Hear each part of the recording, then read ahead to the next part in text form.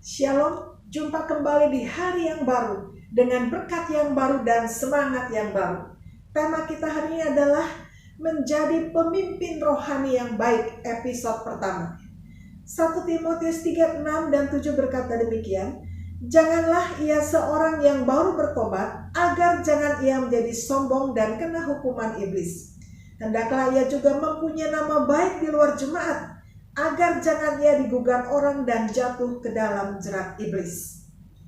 Biasanya setiap lembaga gereja itu punya aturan khusus di dalam memilih pemimpinnya, ya. Yang namanya entah itu penatua-kah, diaken-kah, ya, atau pendeta-kah, dan seterusnya. Ada syarat-syarat yang memang harus diikuti supaya tidak menimbulkan masalah ke depan, ya. Kadang-kadang di satu lembaga itu banyak terjadi masalah yang luar biasa. Oleh karena apa? Ternyata para pemimpinnya atau ada oknum-oknum pemimpinnya memang belum bertobat atau baru bertobat.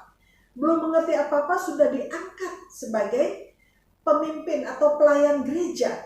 Nah, Alkitab menegaskan bahwa seorang pemimpin rohani dalam suatu lembaga, khususnya lembaga gereja maupun lembaga-lembaga orang yang lain, yang pertama adalah jangan dia baru bertobat. Baru bertobat itu dia belum mengerti apa-apa, langsung jadi pemimpin rohani lah. Biasa masih perlu dibimbing, sekarang dia harus memimpin. Nah, bagaimana? Apa nggak kacau balau? Itu yang pertama. Supaya apa? Supaya dia tidak menjadi sombong.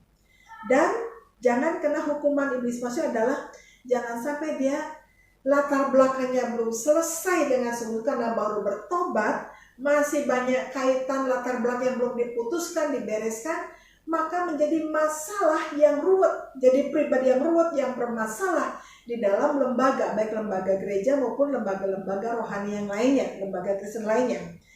Nah, sebab itu Alkitab menegaskan bahwa kalau orang yang baru bertobat, ya, ingat bahwa ia juga harus punya nama baik di luar jemaat.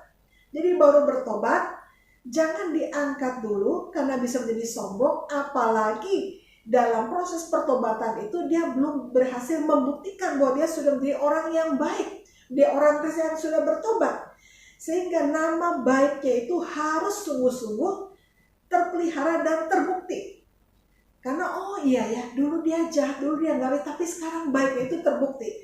Nah, kalau tidak terbukti, akhirnya apa? Menjadi batu sandungan.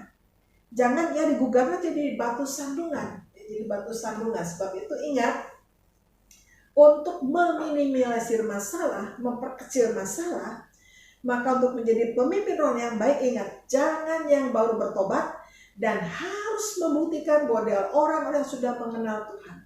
Supaya jangan menjadi batu sandungan. Ingat ya, supaya gereja atau lembaga-lembaga rohani Kristen tidak memiliki masalah yang sangat ruwet dan akhirnya terjadi masalah yang luar biasa yang mempermalukan lembaga itu sendiri, ya.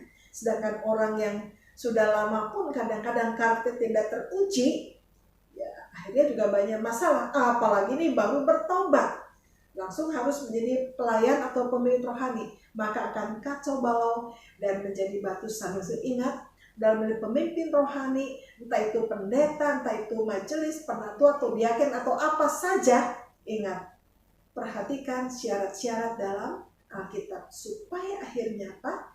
Jemaat bisa terpelihara dengan baik dan tidak tersandung oleh karena melihat sikap para pemimpin gereja yang belum pas atau kurang berkenan, ya. Mari kita serius doakan setiap ada pemilihan para pemimpin gereja, entah itu majelis atau pendeta, mari kita sungguh-sungguh berdoa supaya jangan kena jerat iblis yang ruwet akhirnya di dalam pertempuran di dalam gereja atau lembaga rohani yang akhirnya menguras tenaga dan tidak baik dan akhirnya menjadi batu sandungan, ya. Mari perhatian ini. Shalom, Tuhan Yesus memberkati.